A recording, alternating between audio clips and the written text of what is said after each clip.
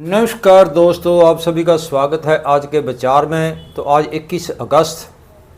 तो आज का विचार है कि मनुष्य के जो रिश्ते तब तक ही बने रहते हैं जब तक उनमें मेल जोल रहता है।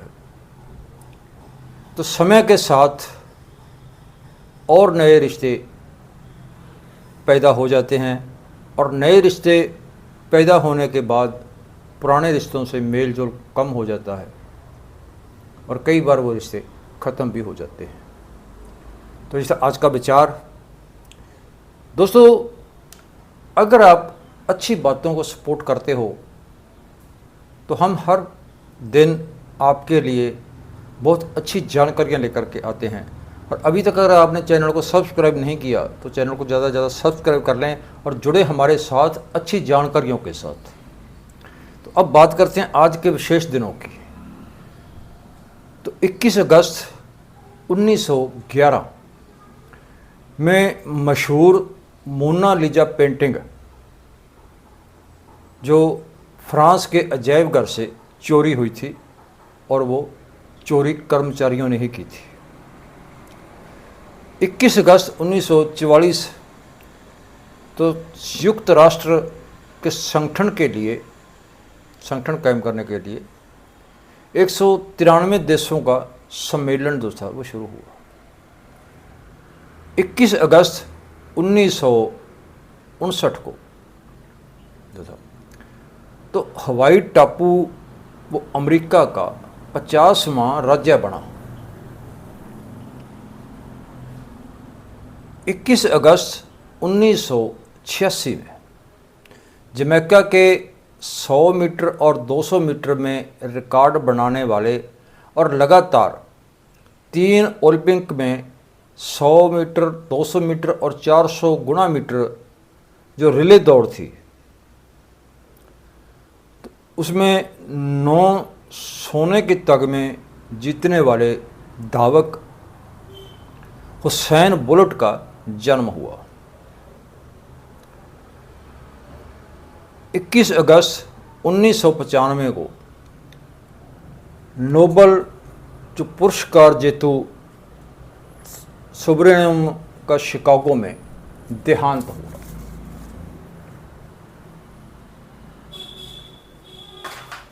21 अगस्त 2013 तो सीरिया में रासायनिक हमले के दौरान सैकड़े लोगों की मृत्यु हो गई।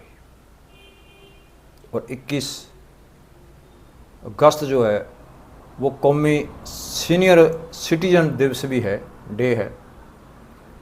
तो ये 1988 से पहले जो 14 अगस्त को मनाया जाता था, लेकिन उसके बाद ये अमेरिकी राष्ट्रपति रोनाल्ड रीगन ने इसको 21 अगस्त से शुरू किया। तो ये थे आज के विशेष दिनों के बारे में जानकारी। तो अब बात करते हैं एक अंधविश्वास की, और वो है अंधविश्वास आँख का झपकना, बाईं या दाईं आँख का झपकना। तो ये 3-4 दहाके पहले तो इसका बहुत ज़्यादा अंधविश्वास था, इसको अच्छे और बुरे के साथ जोड़ा जाता था। लेकिन अब वैसे अंधविश्वास तो अब भी है, लेकिन अब काफ़ी ज़्यादा कम हो चुका है।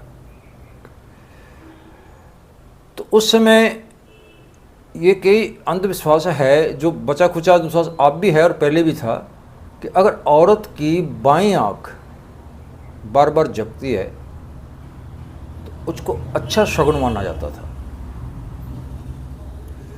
लेकिन अगर दाईं आँख झपकती है तो उसको बुरा शगुन माना जाता था। वो ये सोचा जाता था कि कोई अप्रिय घटना जो घटने वाली है, कोई हादसा घटने वाला है।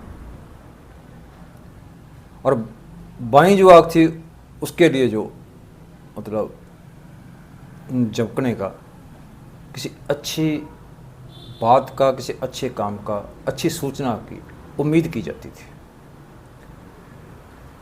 तो इसके उल्ट जो है, अगर मनुष्य की, आदमी की, मर्द की जो बाईं आँख झपकती है बार बार, तो उसको बुरा माना जाता है, उसको किसी अप्रिय घटना के साथ जोड़ा जाता है कि अगर बाईं आँख जो बार बार झपक रही है तो कोई अप्रिय घटना घटने वाली है, कोई बुरा समाचार मिलने वाला है।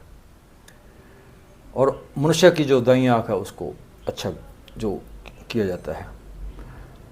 तो ये एक सिर्फ अंधविश्वास के सिवाय कुछ नहीं है। तो औरत की या मर्द की ये बाईं या दाईं आंख झपकने से कुछ भी अच्छा बुरा होने वाला नहीं है। लेकिन इसकी एक घटना जो है वो एक पुरातन समय, एक कहानी जो है वो सुनने को, जो हम सुनते हैं और पढ़ते हैं उसमें इतिहास में। तो वो कहानी इस तरह के, रामायण के अनुसार जब रावण ने सीता जी को अशोक वाटिका में कैद कर लिया था,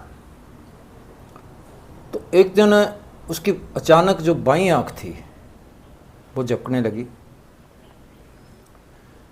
तो उसके विचार में एक उम्मीद, अच्छी उम्मीद जागी, अच्छी उम्मीद आई कि कोई अच्छी सूचना मिलने वाली है। और अचानक उसी दिन हनुमान जी रामचंद्र का एक संदेश लेके सीता के पास गए और उन्हें उनका संदेश उनको पहुंचाया। और इस घटना का भी एक इसके साथ जोड़ा जाता है, इसके साथ इसको अटैच किया जाता है कि ये घटना उस वक्त भी हुई थी और उसका जो अच्छा संदेश था वो मिला था। तो अगर विज्ञानक की बात करें, जो विज्ञान क्या कहता है, तो विज्ञान के अनुसार कि जब किसी तंतु पर, किसी नस के ऊपर ज़्यादा उत्तेजित होने के बाद उसके अंदर एक तनाव पैदा हो जाता है, खून का दबाव जो है बढ़ जाता है। और धीरे धीरे जैसे वो पहले वाली अवस्था में आता है शरीर का तंतु, जैसे ज़्यादातर जो तनाव बढ़ता है तो चेहरे के ऊपर ही ज़्यादा उसका असर होता है, दिमाग के ऊपर या चेहरे के ऊपर। तो चेहरे के ऊपर आँख ही ज़्यादा जो है प्रभावित होती है उससे। तो उसके तो जैसे ही वो तनाव कम होता है, खून का दबाव कम होता है और वो आँख की पुतली, आँख की पलक तो पहले वाली अवस्था में आती है, सहज अवस्था में आती है, तो वो बार बार झपकती है। और वो तनाव किस ओर प्रभावित करता है और किस ओर से उसका निकास होता है, जैसे बाईं आंख की ओर से या दाईं आंख की ओर से, इस पर निर्भर करता है।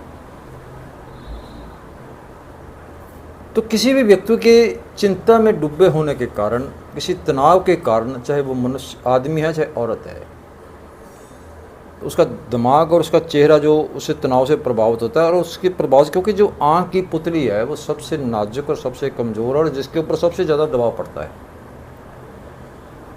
तो ज़्यादा दबाव वो बाईं आँख पर भी पड़ सकता है और दाईं आँख पर भी पड़ सकता है। तो इसका जो मुख्य कारण ये है। तो इसका अच्छे या बुरे घटना के साथ, किसी अच्छी बुरी सूचना के साथ इसका कोई संबंध नहीं है। ये एक निरोल अंधविश्वास है जो हमारे लोगों के दिमाग में भरा हुआ है या इसको भर दिया गया है। लेकिन ऐसी और बहुत सारी जो शरीर के साथ क्रियाएं होती हैं जिनको बहुत सारे अंधविश्वासों के साथ जोड़ दिया जाता है। तो इसका कोई आँख का जो है कोई लॉजिक नहीं है, सिर्फ एक वो तनाव के कारण ये घटना आँख के साथ घटती है। तो अब बात करते हैं मनुष्य के रिश्तों के बारे में और मनुष्य की ज़िंदगी के बारे में। तो मनुष्य के जो रिश्ते हैं और मनुष्य की ज़िंदगी के अपने आप में, मनुष्य की जो ज़िंदगी है वो अपने आप में एक सफ़र है और इसकी 3 अवस्थाएं अलग अलग है। इसकी 3 अवस्था है, बचपन, जवानी और बुढ़ापा। तो ये आयु के हिसाब से इसको 3 भागों में बांटा गया है।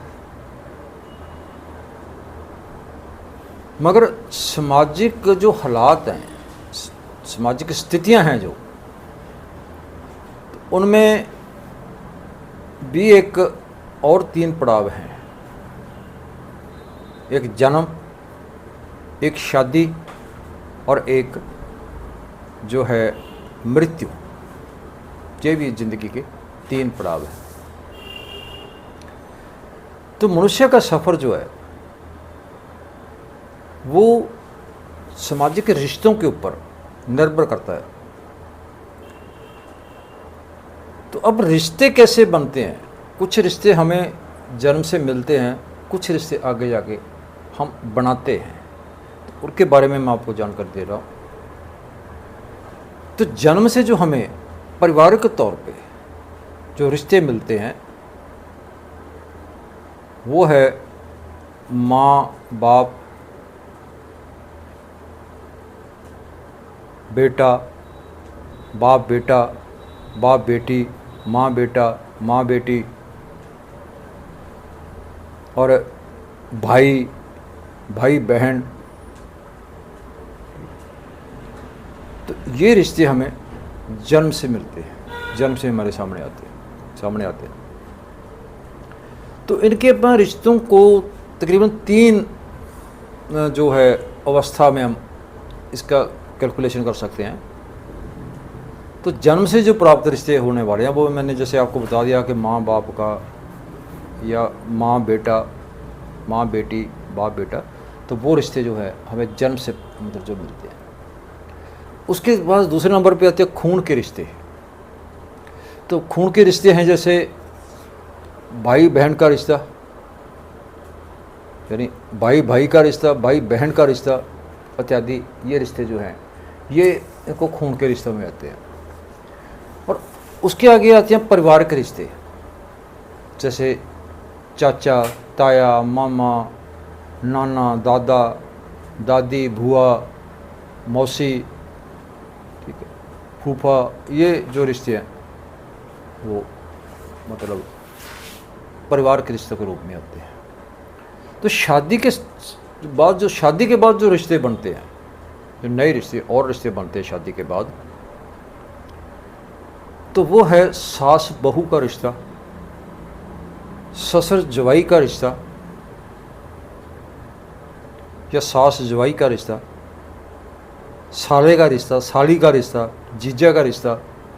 तो ये रिश्ते जो है, ये जो नए रिश्ते बनते हैं, ये रिश्ते शादी के बाद बनते हैं। शादी से पहले ये रिश्ते नहीं होते।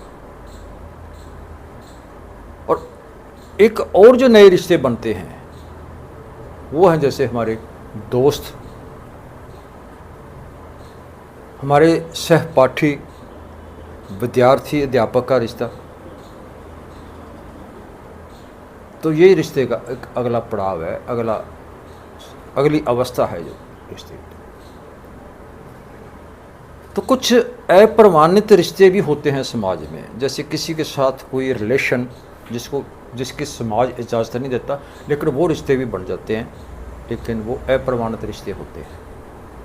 तो रिश्ता तो वो भी नया बनता है वहाँ जाके, लेकिन वो उसको समाज जो है वो मान्यता नहीं देता। तो जो कई बार ऐसा भी होता है कि जो अप्रमाणित रिश्ते होते हैं तो उनके लिए कई बार मायूसी का सामना भी करना पड़ता है, अपमानित भी होना पड़ता है उन रिश्तों के लिए, और काफ़ी पीड़ा भी सहन करनी पड़ती है। तो जो सबसे अहम रिश्ता है वो माँ बेटे का रिश्ता है, या माँ बाप और औलाद का रिश्ता जो है सबसे अहम रिश्ता है। और सभी रिश्तों से बड़ा जो रिश्ता है वो माँ का है। तो माँ जो है वो अपने बेटे की खुशियों के लिए हर वक्त तत्पर रहती है, और वो अपने आप को भी, अपना सब कुछ नछावर करने के लिए हमेशा बेटे के लिए वो तैयार रहती है। लेकिन जैसे ही बेटे की शादी हो जाती है तो तब वहाँ जाके समस्या खड़ी होती है, और माँ अपने बेटे के ऊपर अधिकार समझती है कि ये मेरा बेटा है, मेरा पुत्र है। लेकिन पत्नी जो है, या माँ की जो बहू है, सास है, तो वो उसको समझती है कि ये मेरा पति है। तो अब वो माँ और पत्नी के बीच व्यक्ति जो है वो दो अवस्थाओं के बीच में फंस जाता है। तो अब दोनों को बराबर उनका संतुलन बना के रखना होता है उसमें। मगर अक्सर देखते हैं कि हमारे समाज में ये संतुलन बेटा वो बना कर नहीं रखता, ज़्यादातर वो पत्नी की ओर उसको जाना पड़ता है या झुकाव करना पड़ता है। मगर जो सास और बहू का रिश्ता है वो खून का रिश्ता नहीं होता, वो बाहरी बना हुआ रिश्ता होता है। तो जैसे बेटा, जो माँ है, माँ बेटे के लिए हमेशा माँ रहेगी, लेकिन बेटा माँ के लिए बदल जाता है। बेटा बेटा नहीं रहता, जिसको हमारे जो पंजाबी के में है, मतलब हमारे पंजाबी में कहते हैं इसको पुत कुपुत। ये पुत है, कुपुत कहते हैं, लेकिन वो बेटा जो है वो नहीं रहता, वो बदल जाता है। तो वो माँ का जो उसका किया हुआ त्याग, उसकी दी हुई उसकी परवरिश, उसकी कुर्बानियों को बेटा भूल जाता है कि माँ ने उसके लिए क्या किया। और वो माँ बाप को, तो आजकल एक हमारे समाज में जो पश्चिमी सभ्यता है वो ज़्यादा हमारे लोगों को, हमारी सभ्यता को प्रभावित कर रही है, पश्चिमी सभ्यता को, कि और लोग ज़्यादा आकर्षित हो रहे हैं। पश्चिमी सभ्यता को लोग अपना रहे हैं, अपनी सभ्यता को छोड़ के। तो यही कारण है कि आजकल हमारे देश में, हमारे शहरों में वृद्ध आश्रमों का निर्माण हो रहा है, और ये वृद्ध आश्रम जो है दिनों दिन बढ़ रहे हैं। तो फिर क्या करता है कि बेटा और बहू वो अपने माँ बाप को और बहू अपने सास ससुर को वृद्ध आश्रम में छोड़ आते हैं। तो वहाँ पे कुछ पैसा या कुछ दान भी कर देते हैं, और वो समझते हैं कि हमने उनको एक सही जगह पे पहुँचा दिया, अब उनकी अच्छी तरह से उनकी देखभाल होगी। लेकिन वो भूल जाते हैं कि जो सत्कार उनको घर में चाहिए, जो प्यार घर में चाहिए, वो नहीं मिला, तो उनकी कहीं पे भी वो देखभाल मायने नहीं रखती है। और वृद्ध माँ बाप को वृद्ध आश्रम में छोड़ने के बाद फिर बेटा, अक्सर देखा जाता है समाज में, बहुत से लोग ये देखे जाते हैं। उसके बाद फिर वो बहुत सारे तीर्थ स्नान करता है, बहुत सारे धार्मिक स्थलों पे जाता है, धार्मिक स्थलों को दान देता है, या कोई और संस्थाएं हैं जो समाज में कोई काम कर रही हैं, उन संस्थाओं को बड़े बड़े दान देता है, पैसा देता है, और वो समझता है कि मैंने पुण्य का काम किया है। लेकिन जो सबसे बड़ा पुण्य का काम है, वो पुण्य का काम है माँ बाप की सेवा संभाल करना। अगर आप माँ बाप की सेवा संभाल नहीं करते, अगर आपका माँ बाप को आप वृद्ध आश्रम में छोड़ जाते हो, तो आप जितना मर्जी तीर्थ स्नान कीजिए, जितने मर्जी आप पुण्य कीजिए, जितने मर्जी आप धार्मिक आयोजन कीजिए, कुछ भी कीजिए, वो सब के सब आपके असफल हैं, जब तक आपके पास आपके माँ बाप की आप सेवा संभाल नहीं करते, तो उनका कोई मतलब नहीं रह जाता। सो दोस्तों, सबसे बड़ा, जैसे कहा जाता है कि जो माँ है, माँ का जो स्थान है वो भगवान से भी पहले है, वो भगवान से भी बड़ी है, ये अक्सर कहा जाता है इस पर। और आप अगर माँ को भगवान का स्थान दिया जाता है और उस भगवान को आप किसी आश्रम में छोड़ देते हो, और फिर आप तीर्थ स्नान, ये मतलब पुण्य करते हो, अनुष्ठान करते हो और करते हो, तो वो आपका किसी काम का नहीं है। सो अपने माँ बाप को अपने पास रखिए, उसकी देखभाल कीजिए, इससे बड़ा कोई पुण्य का काम नहीं है। तो ये कैसा लगा, अच्छा लगा, इसको ज़्यादा से ज़्यादा लाइक शेयर करना, कमेंट करके अपने विचार जरूर देना दोस्तों, और चैनल को सब्सक्राइब कर लेना। कल मिलते हैं एक और नए विचार के साथ, तब तक इजाज़त, नमस्कार।